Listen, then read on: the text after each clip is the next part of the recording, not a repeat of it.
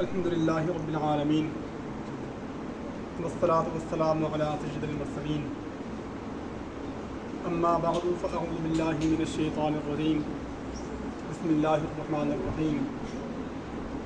الا ان اولیاء اللہ لا خوف علیہم ولا هم يحزنون صدق اللہ العظیم وقال اللہ تعالی فی شان حبیبہ ان اللہ وملائکتہ یصلون علی النبی یا ایھا الذین آمنوا صلوا علیہ وسلموا تسلیما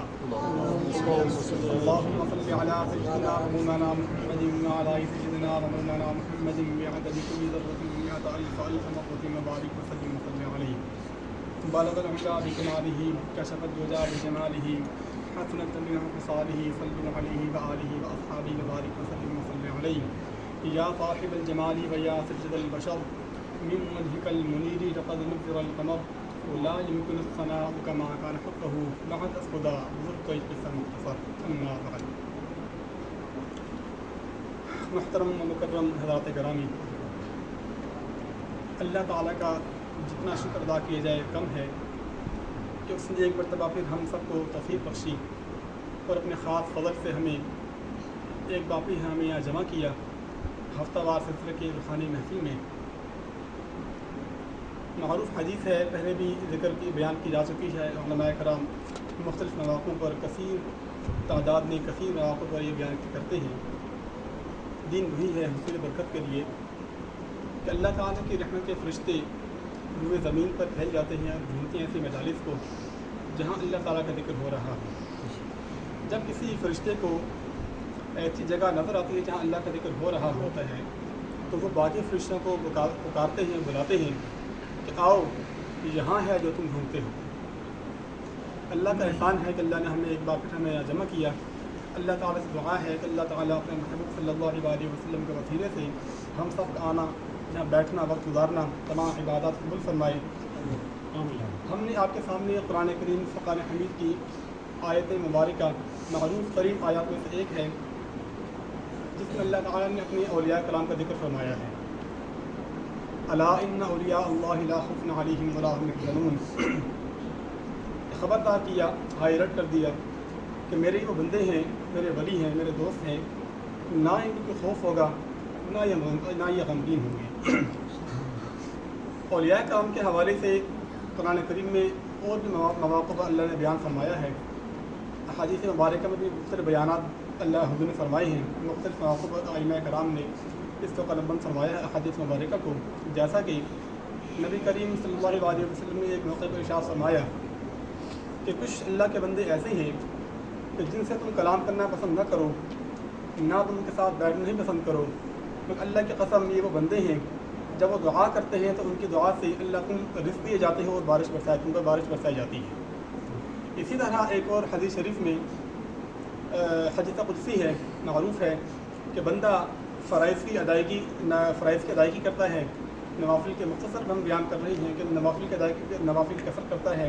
یہاں تک کہ اللہ اس کا اپنا محبوب بنا لیتا ہے. جہاں تو اس کے بعد اللہ اس کے نام کیا فرماتا ہے بندے پر کہ اس کی آنکھ بن جاتا ہے جس سے وہ دیکھتا ہے، ہاتھ بن جاتا ہے جس سے وہ پکڑتا ہے، پاؤں بن جاتا ہے جس سے وہ چلتا ہے. اس سارے انعامات کرامات ہوتے ہیں اور صوفیاء کرام سے کرامات کا ظہور بھی ہوتا ہے. معروف غوث اعظم کے کرامات ہیں، حضرت خواجہ معین الدین چشتی اجمیری کے کرامات ہیں، بابا فرید الدین کے کرامات ہیں، مختلف کرامات ہیں. ہم آپ کے سامنے یہ پہلو پیش کرنا چاہتے ہیں حصول برکت کے لیے. اللہ تعالیٰ ہمیں اعمال صالحہ بجانے کی توفیق عطا فرمائے اور عمل کا جذبہ اللہ پیدا فرمائے اور ہمیں صداقت عطا فرمائے. دیکھیے صوفیاء کرام کمال کو پہنچے، کرامات کا ظہور ہوا. انبیاء کرام کو معجزات عطا کیے گئے کیونکہ معجزہ دلیل نبوت ہوتا ہے، جبکہ کرامت جو ہوتی ہے سوائے وہ صوفیاء کرام کے جو اذن دیے گئے، جو حکم دیے گئے تبلیغ دین کے لیے، جیسے کہ غوث اعظم تھے، جیسے کہ خواجہ معین الدین چشتی اجمیری تھے، جیسے بابا فرید الدین گنج شکر تھے، دیگر صوفیاء کرام جس میں جو اذن دیے گئے انہوں نے کرامات کا ظہور دیا. موقع کے مناسبت سے مقصد تبلیغ دین تھا، ورنہ صوفیاء کرام جب ان سے جب پتہ چلتا کہ کرامات کا ظہور ہو چکا ہے تو اپنے آپ کو چھپاتے تھے. سوال یہ ہے کہ یہاں ان کو اتنے انعامات ملتے کیوں ہیں؟ بندہ اتنے مقام پر فائز کیوں ہوتا ہے کہ اللہ تعالیٰ کے بہت انعام اکرام اللہ بندے کو حاصل ہو جاتا ہے، وہ ہے تقویٰ، وہ ہے پرہیزگاری۔ جیسا کہ اللہ تعالیٰ نے شروع میں قرآن پاک میں ارشاد فرمایا، سورہ بقرہ میں ہے کہ ذالک الکتاب لا ریب فیہ الذین یؤمنون بالغیب ویقیمون الصلاۃ ومما رزقناہم ینفقون۔ یہ وہ لوگ ہیں جو نماز قائم کرتے ہیں، ایمان والے وہ ہیں جو نماز قائم کرتے ہیں۔ نماز قائم کرنا کا مطلب کیا ہے؟ نماز قائم کرنا ہم نے یہ سمجھ لیا کہ جیسے نماز قائم کرنا یہ ہے کہ بس ہم نے وضو کیا، نماز کے لیے ہم نے ہاتھ اٹھائے، ہاتھ باندھے، رکوع کیا، سجود کیے، اور آخر سلام پڑھنے کے بعد پھر ہم خیر دعا کی بھی زحمت نہیں کرتے ہیں، سمجھتے ہیں ہم نے بس کر لیا، احسان کر لیا اپنے اوپر، ہم نے نماز کتنا ہی جانا۔ جبکہ نماز تقویٰ حاصل کرنے کا سب سے بہترین ذریعہ ہے، سب سے زبردست ذریعہ ہے۔ تو اللہ تعالیٰ نے تعلیم فرمایا ہے،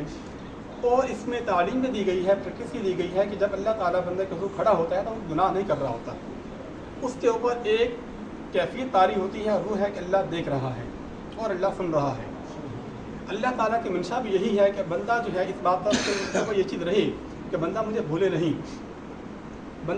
نہیں، کہ وفد اس آدمی کو آدمی نہ جانیے گا، چاہے وہ ہو کتنا ہی فہم و ذکا، جسے عیش میں یاد خدا نہ رہی، جسے تیش میں خوف خدا نہ رہا۔ نماز میں ہم ہوتے ہیں تو ہم کوئی گناہ نہیں کر رہے ہوتے، کسی کی جھوٹ نہیں بولتے، نہ کسی کی غیبت کر رہے ہوتے ہیں، کسی قسم کے گناہ نہیں کر رہے ہوتے۔ کیوں؟ ہم نماز پڑھتے نہیں، ہمیں پتہ نماز کریں گے، نماز ہم نے بات کی تو نماز ٹوٹ جائے گی، ہمیں پتہ ہے۔ ہم نے نماز میں آگے دیکھ لیا، نماز ٹوٹ جائے گی، ہمیں پتہ ہے کہ ہم نے نماز میں یہ حرکت کری تو نماز ٹوٹ جائے گی یا مکروہ ہو جائے گی، اور ہم پوری توجہ کے ساتھ نماز کو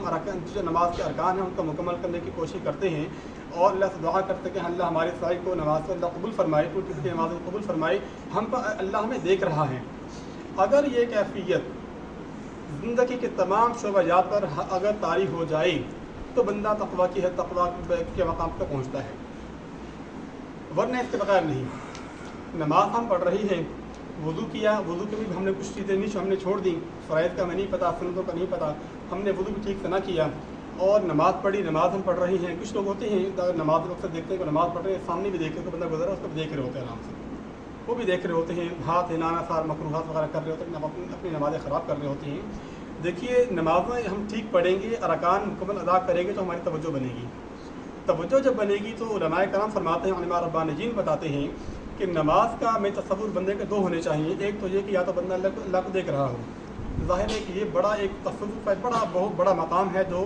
اللہ تعالیٰ عطا فرماتا ہے۔ ایسا نہیں کہ اللہ تعالیٰ جی فرماتا، صوفیاء کرام کو عطا فرماتا ہے، لیکن بہت کم ہیں۔ بڑے بلند مقام والے جو صوفیاء کرام کو ہوتا ہے، اللہ جس کو عطا کر دے مالک ہے، مختار ہے، جس کو عطا فرما دے۔ لیکن ذرا عام مسلمانوں کے لیے یہ مشکل ہوتا ہے، جس کو ان کو یہ کہا گیا ہے کہ آپ یہ تصور کریں کہ اللہ ہمیں دیکھ رہا ہے۔ اگر ہمارے ارکان نہیں ہوں گے، جو خود ہم دیکھ سکتے ہیں، ہم کہیں دفتر میں جاتے ہیں، آفس میں اگر ہم جاب کر رہے ہیں، یا ہم کسی پولیس کے تھانے میں جائیں، کسی بڑے افسر کے سامنے ہمیں جانا ہوتا ہے، ہم اپنا مکمل لباس کا بھی خیال کریں گے، بات کریں گے تو ہم اس میں الفاظ کا چناؤ بڑا محتاط کریں گے، کیونکہ بات صاحب کو بری نہ لگ جائے، افسر کو بری نہ لگ جائے، ہم نے کچھ کام کروانا ہے۔ تو اللہ تعالیٰ کے جب بارگاہ میں جاتے ہیں تو ہمیں بھی ان چیزوں کا خیال کرنا چاہیے، اور زیادہ کرنا چاہیے، اور زیادہ ہمیں کرنا چاہیے۔ صحابہ کرام کے درمیان ایک دو صحابہ کرام سے مکالمہ ہوا تھا تقویٰ کے حوالے سے، تقویٰ کیا ہے؟ تو انہوں نے فرمایا کہ جیسے ایک خاردار راستہ ہو، کانٹے دار راستہ ہو،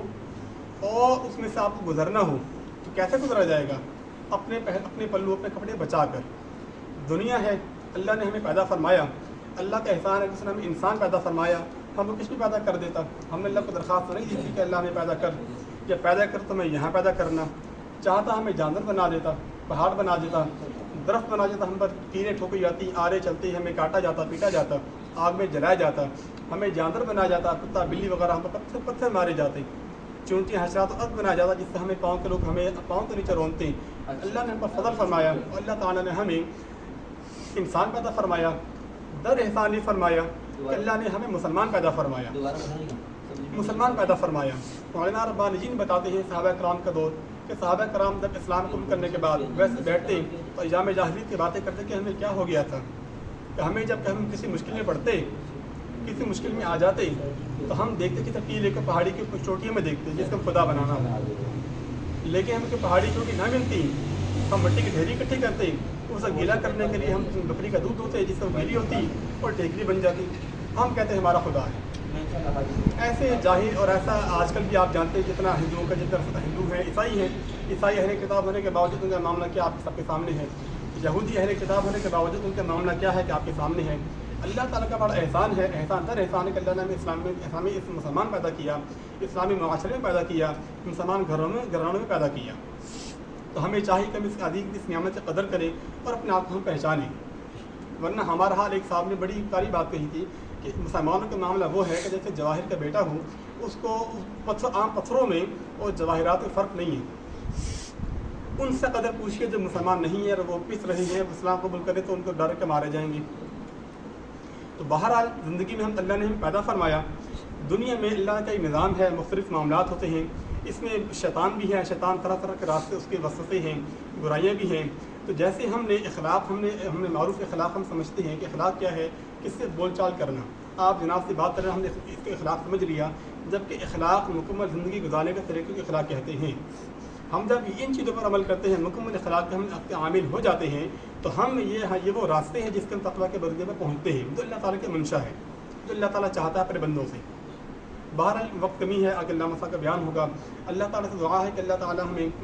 ہمیں راستے بتائے ہیں کہ جن راستوں سے چل کے اللہ ہمیں بندگی، ہمیں تقویٰ کا مقام حاصل ہوتا ہے، اور جس پر اللہ تعالیٰ کا ہم فضل، ویسے اللہ کا فضل ہم پر بڑا ہے، اللہ تعالیٰ کے انعام ہے، لیکن جو اللہ تعالیٰ نے تقویٰ کے مقام اللہ نے رکھے ہیں، اللہ تعالیٰ ہمیں وہ مقام حاصل ہمیں عطا فرمائے، اور وہ جو راستے ہیں نماز ہے، اخلاق ہے، اور جو اللہ نے ہمیں راستے دیے ہیں، بزرگوں کی صحبتیں ہیں، اللہ تعالیٰ ہمیں ان پر عمل پیرا ہونے کی توفیق عطا فرمائے۔ سچ بولنا ہے، جھوٹ نہیں بولنا، صدق کے مقال پر اس کی حلال والی بات ہے، حلال اپنے آپ کو بالکل وہ لفظ بات بالکل اسراف میں نہ پڑنا، ضائع نہ کرنا، وقت ضائع نہ کرنا، بات ہو تو بالکل جو کام کی بات ہو وہ کی جانا۔ اللہ تعالیٰ ہمیں ان تمام راستوں پر چلنے کی توفیق عطا فرمائے، وہ جن پر اللہ نے فرمایا کہ انعمت علیہم، کہ جن پر اللہ نے صراط الذین انعمت علیہم، اللہم اہدنا الصراط المستقیم، کہ اللہ ہمیں ہدایت کے راستے پر چلا، صراط الذین انعمت علیہم، راستہ ان لوگوں کا اللہ جن پر انعام فرمایا۔ وآخر دعوانا الحمد للہ رب العالمین۔